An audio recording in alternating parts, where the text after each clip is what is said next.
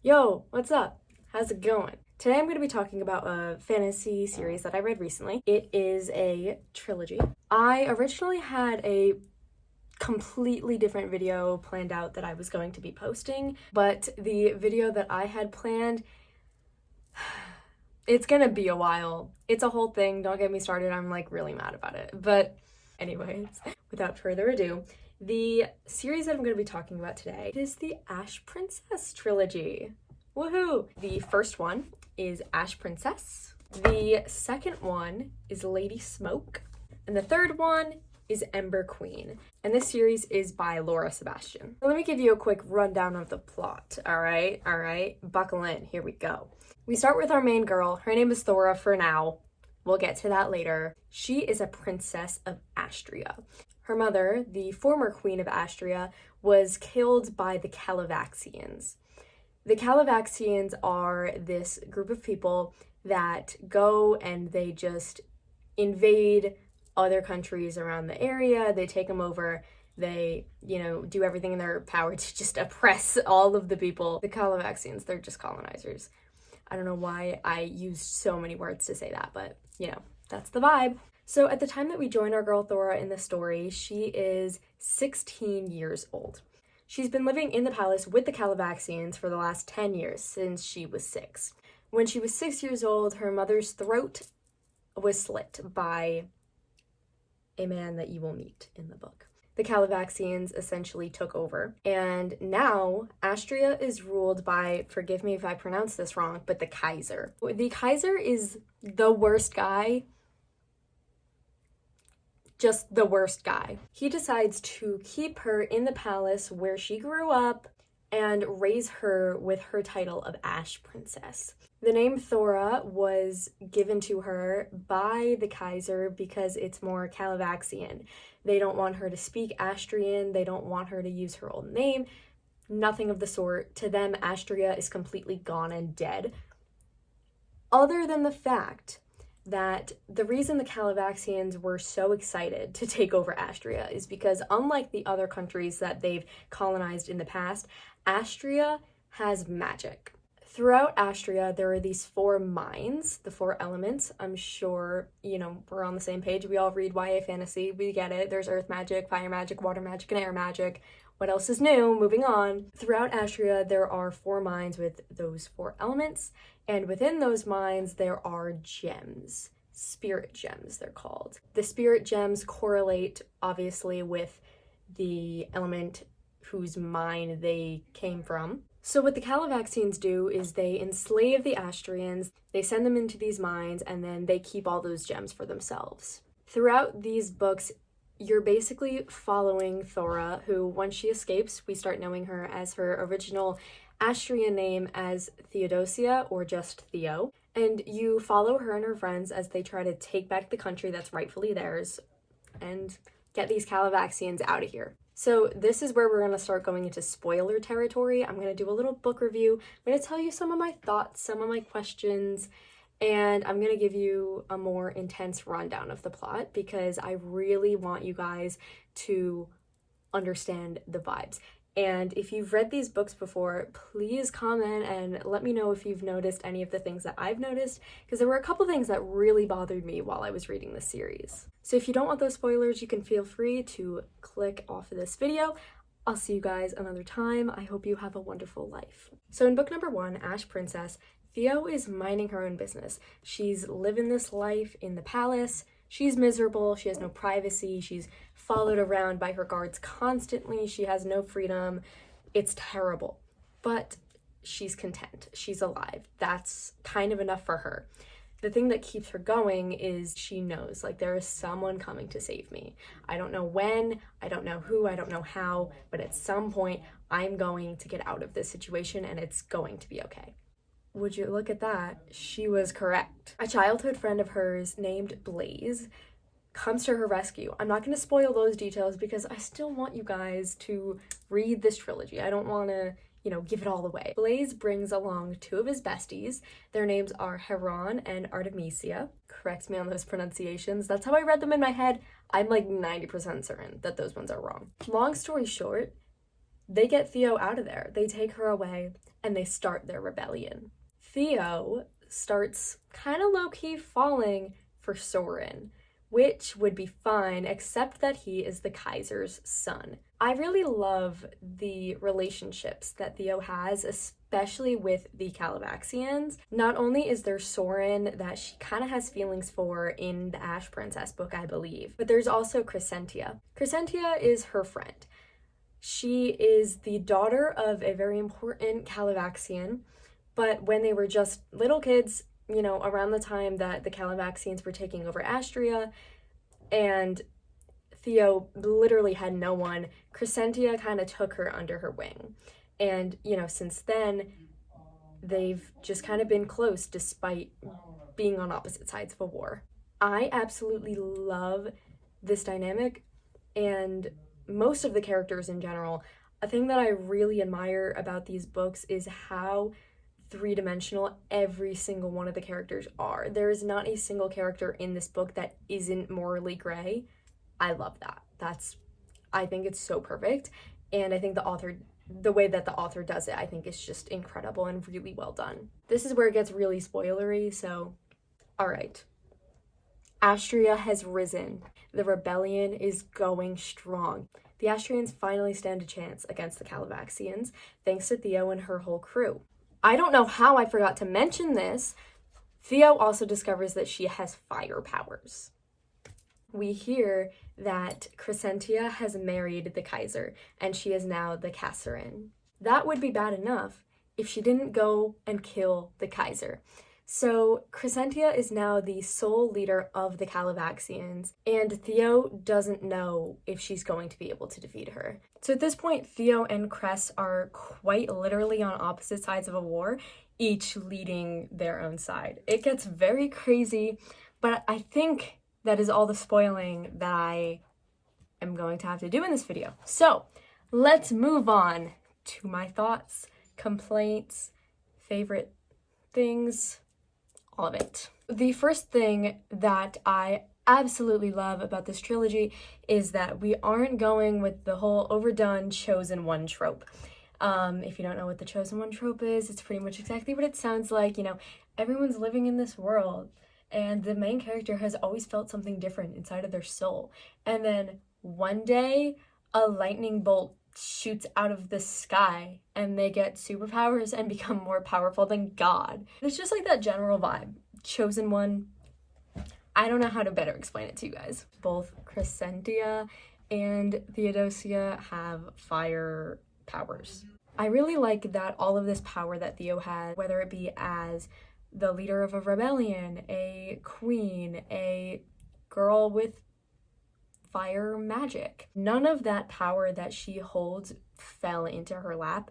Throughout the entire book, she is fighting just step after step. It is just a battle all the time. She actually has to throw herself into action to take risks and pass tests, and she's rewarded with this power that she has.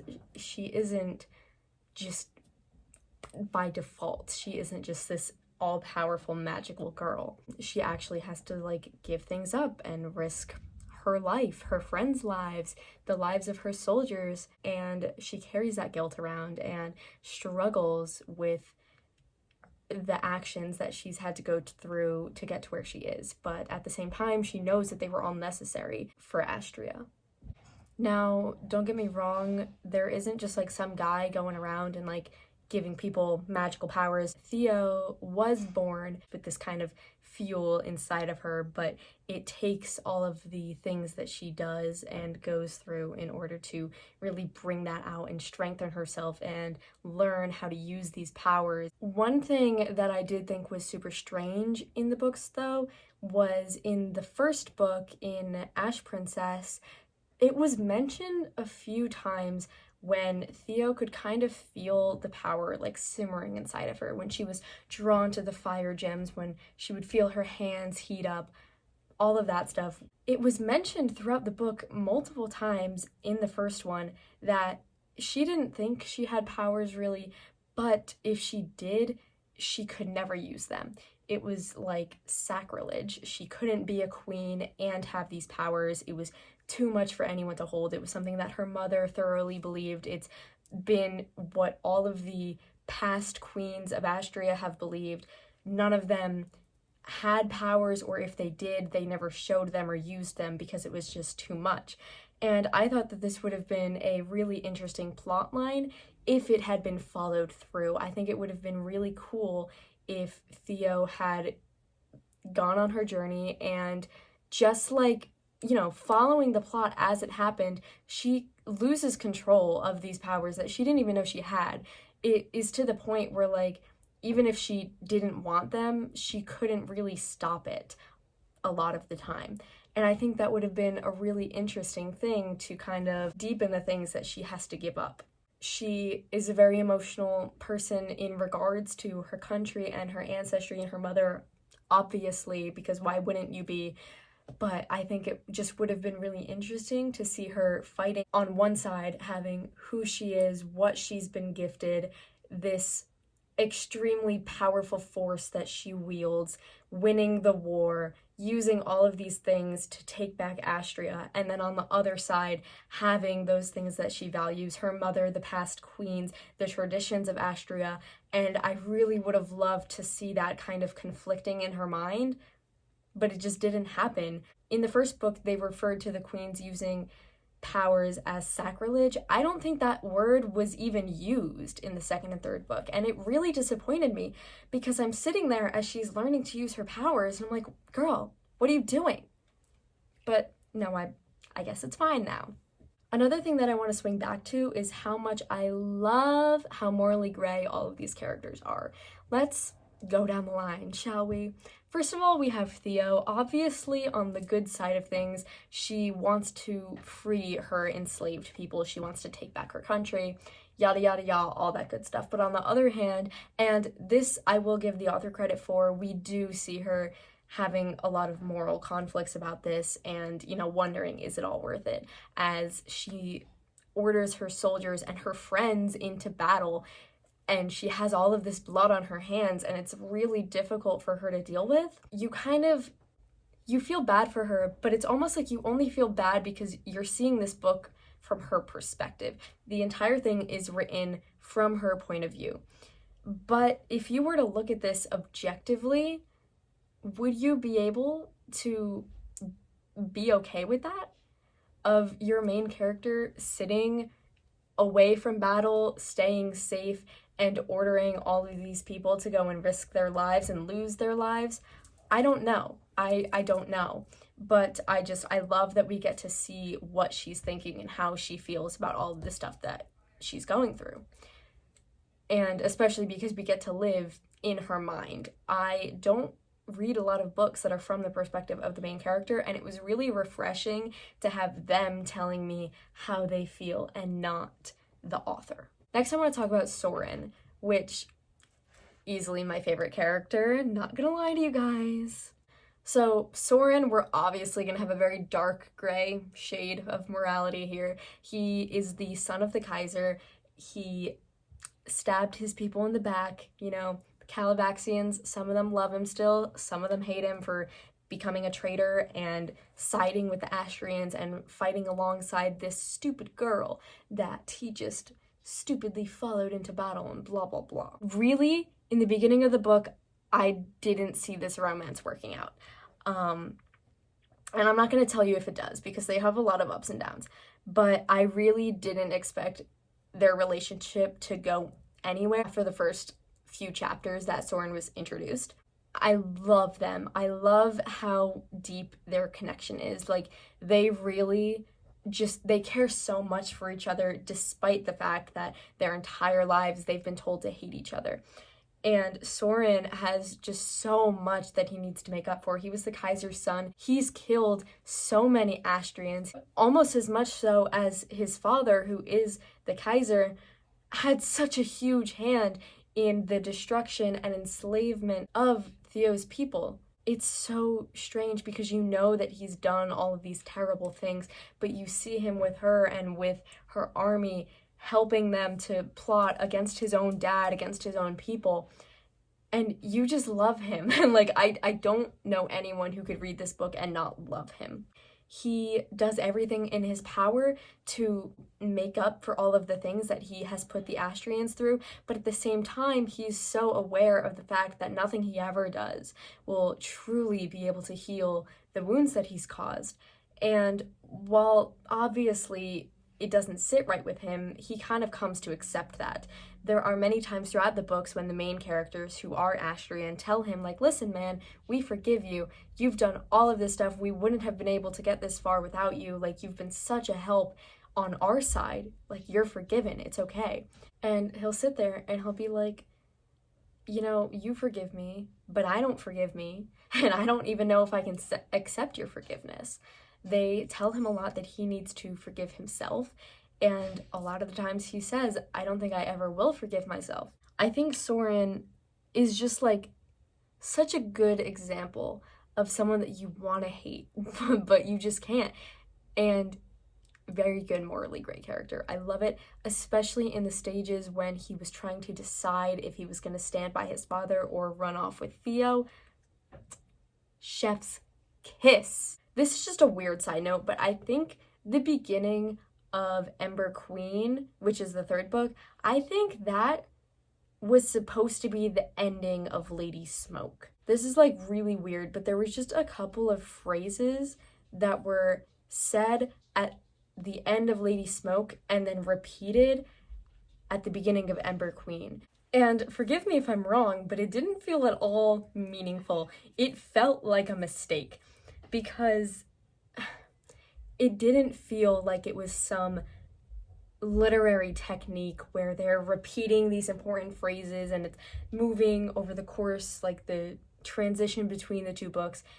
The situations that the characters were in which these phrases were said were not important. Obviously, the very end and the very beginning of a book are going to be important, but you know, they're not like earth-shattering moments when I would want a callback. And they were also really weirdly specific phrases. I wrote one of them down because it was so strange. She compares some sort of situation that she's in to being like walking down the stairs and thinking there's one more step than there actually is. That's a very specific simile. I found it really strange that it was repeated within the span of like 100 pages. I don't know, maybe it was just me, but I feel like in the rough drafts, a section of Lady Smoke was taken out at the end because it dragged on too long, and then they just made it the beginning of Ember Queen. I don't know, hot take, you guys. Back to things that I liked about the book. Maybe I'll do a little like alternate thing. I'll say like a thing that I like and then a thing that I don't like, and it'll be cute. So another thing that I liked was how elaborate the plans are. There are a lot of situations within the span of these 3 books where I genuinely, even as a reader who loves YA fantasy and reads it all the time, I couldn't think of a way out for these characters. In my mind, like, I couldn't picture what they were going to do, and I love that. I hate when the action in books is predictable.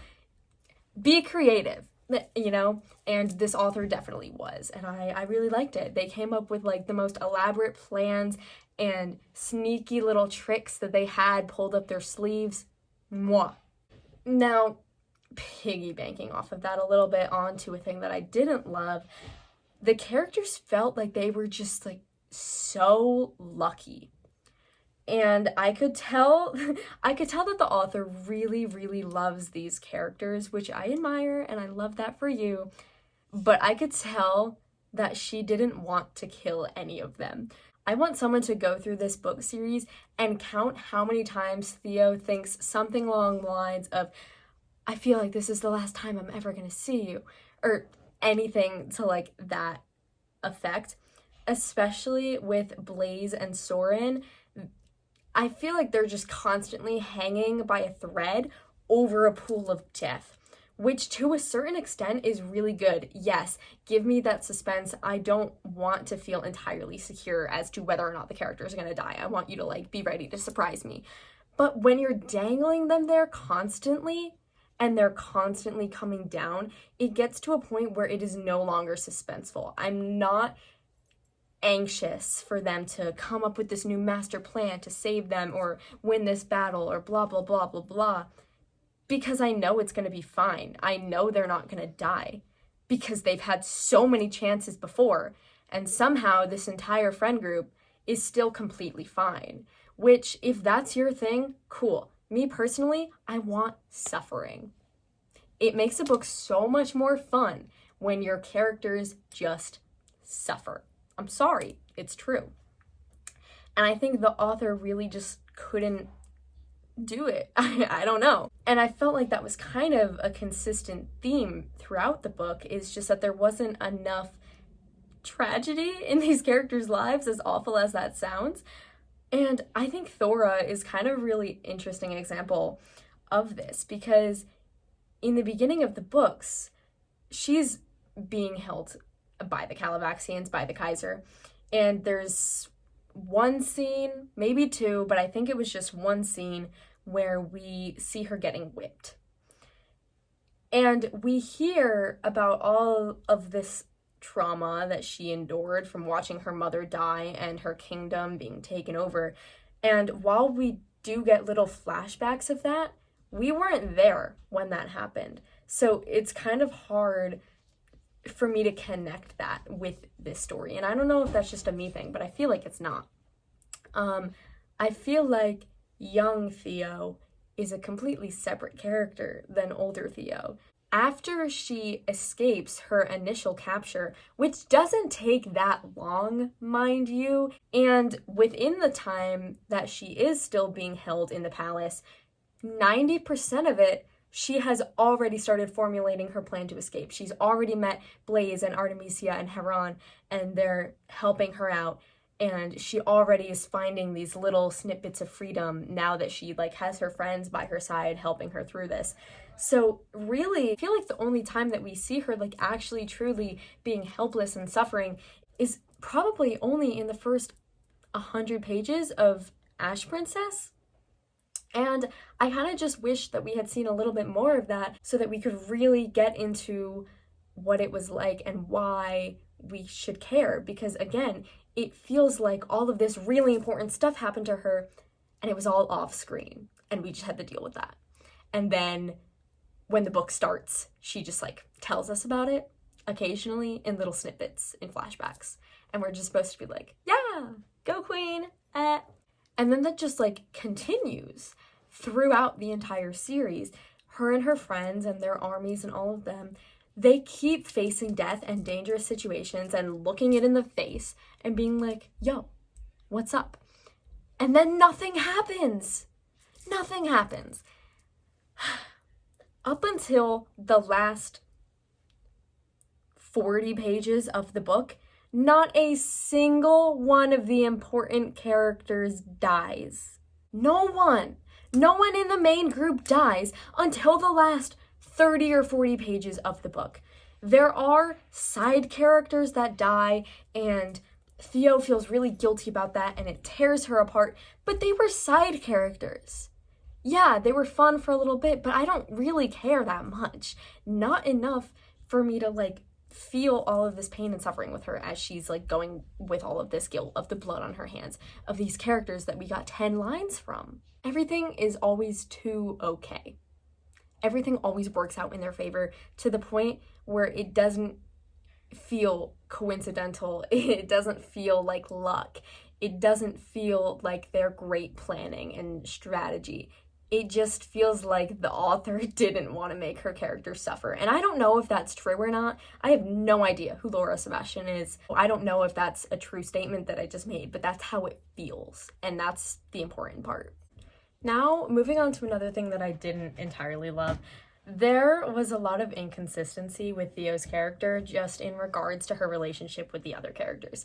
And this kind of goes back to what I was saying about her before, is that we keep hearing about all of this trauma that she has, but it doesn't really seem to affect the story as much as it should, especially because we don't see it.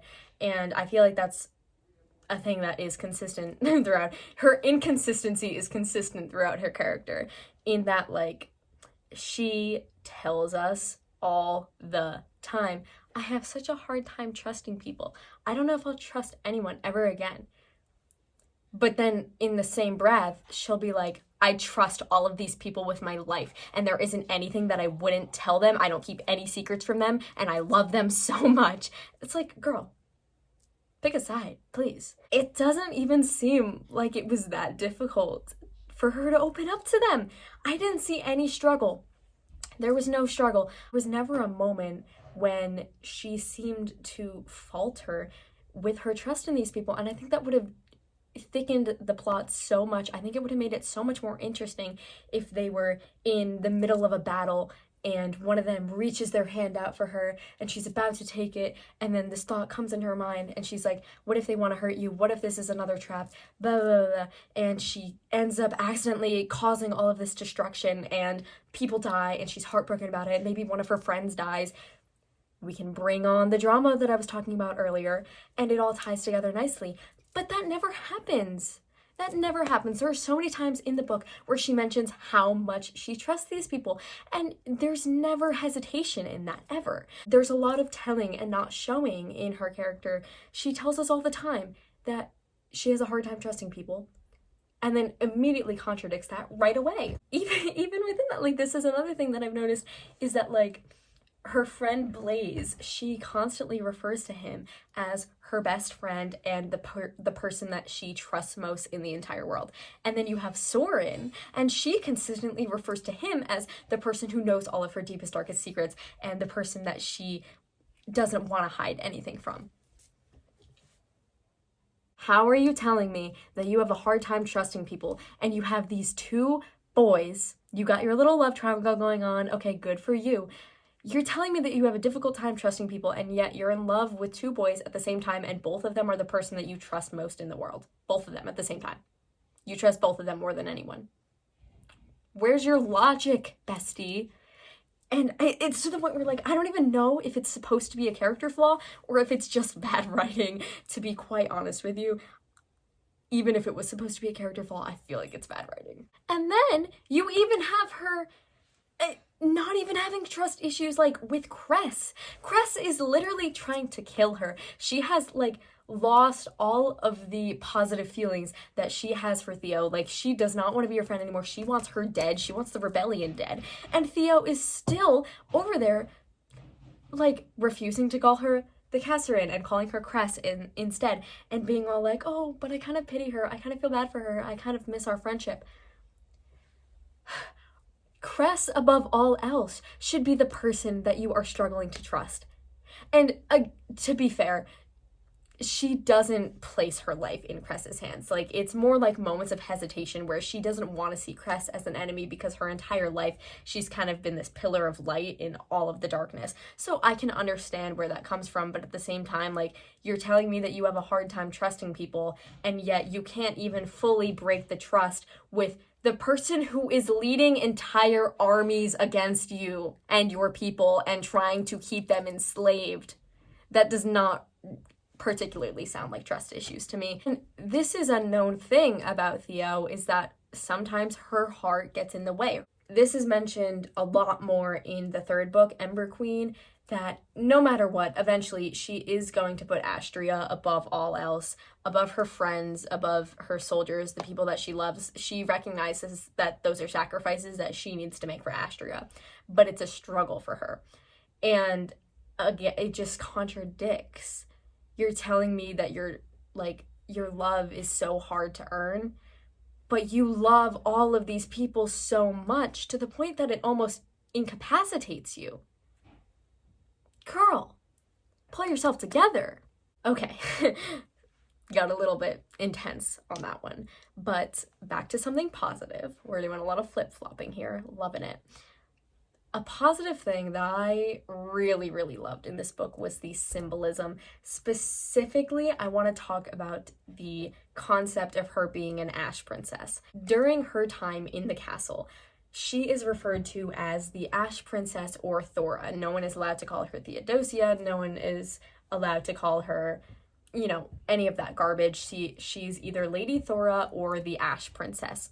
During all of these, royal balls and events, dances, dinners, the Kaiser gives her a crown made of ash that she wears around throughout the entire night, and slowly the crown starts to crumble on her head. She gets covered in ash, and her beautiful gowns and makeup are ruined by these black streaks running down her. And I think, in a dark, twisted way, obviously, I think that is just so beautiful. I absolutely love this concept. I love the symbolism of this ash crown and her title of the Ash Princess. It's like she is living in her palace still, but she has control over nothing. Her people have emotionally and partially physically been burnt to the ground. And I especially love it when you're realizing that she is this like fire princess. It's so cool the way that she starts at the bottom as just being rulers of piles of ash, and then she becomes this super strong, powerful woman with all of these magic fire powers and abilities. And it's so cool. I love the way that no matter how still she tries to stand or how little she tries to move her head, the crown inevitably will just crumble on her because she's kept there and treated almost well, other than when she's like getting tortured.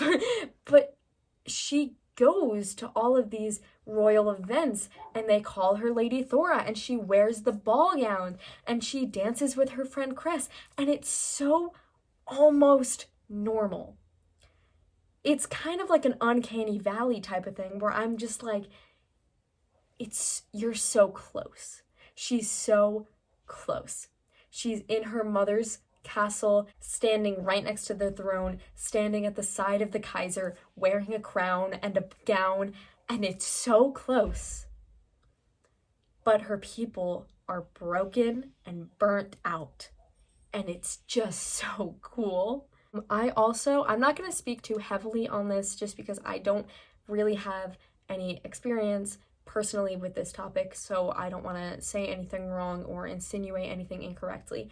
But I also feel as though this is a positive for the most part. I like how Blaze's use of his earth powers are very much an addiction, and watching how it is very reflective, to my understanding at least, of actual addiction in real life, and his desperation for the earth gems and for his powers and all of that stuff. And you watch it slowly break him, figuratively and literally. The magic is destroying him from the inside out, and the more that he uses it, the more that he is dancing with death. And he knows it, and everyone around him knows it, and no matter how many times Theo will try to tell him, please stop using your powers, Blaze, sit this one out, he doesn't, and he won't listen to her. And it's described pretty frequently as him almost being something that isn't himself, and he lashes out at his friends. There's a couple points where he needs to be knocked unconscious because if he didn't, like, thousands of people would have been killed because he was just not in control of himself. And even though it isn't a linear progress for him, and he doesn't just say, one day, fine, I won't do this. There are smaller moments where he will give up his gems for a little bit, where he will sit out of a battle for a little bit. And it's those small moments where he's making these little victories for himself. And then by the time we get to the end of the book, yes, he's had these ups and downs, but he finally feels like fully like himself again. He feels like, up until this point, I didn't want to give up my powers because I didn't know who I would be without them, but now I feel like I'm my own person. And he does all of his whole thing. He gets his little redemption arc. So I'm very proud of him. I love you, Blaze. You're kind of one of my least favorite characters, but I can appreciate your existence. Look at that. That's my last bullet point that I had written down. So time to wrap this up. I think I came across very negatively in this video. More than I want you guys to know that overwhelmingly, I loved this book series. Thinking back on it, like in retrospect, there's a lot of these things, obviously, that I noticed that were kind of just like, what? Maybe you should have edited this a little bit. But while I was reading it, I found it really engaging. I love that it was written in present tense. It keeps you so in the moment. So I love that you're truly there, like in the moment with these characters. It also really makes it very easy to differentiate when you're in a flashback because it goes to past tense, obviously. So that's really nice and all good and fun. I really love these books, and they look super pretty on my shelf. Just look at these spines, look at that font, take it all in. I know you love it just as much as I do. But yeah, I'm sorry if I came across super negative in this video. I was very anxious to share all of my thoughts about this trilogy, but I had such a good time reading it. I really love all of the characters. That's my biggest thing. I talked about it a couple times, was like the morally gray characters. I love how human they are. And I'm gonna start spieling again, and we're gonna go on for another like 3 hours if I continue to talk. But I highly do recommend this series. I know I listed a lot of negative things. I know. But truly, I loved these books so much that it like, all of those things weren't enough to ruin it for me. So, I mean, if that means anything to you, do with it what you will. But I would highly suggest that you check out this trilogy, support the author. Again, her name is Laura Sebastian. And I hope you guys all have a wonderful morning, evening, afternoon, night, whenever you're watching this. Happy reading!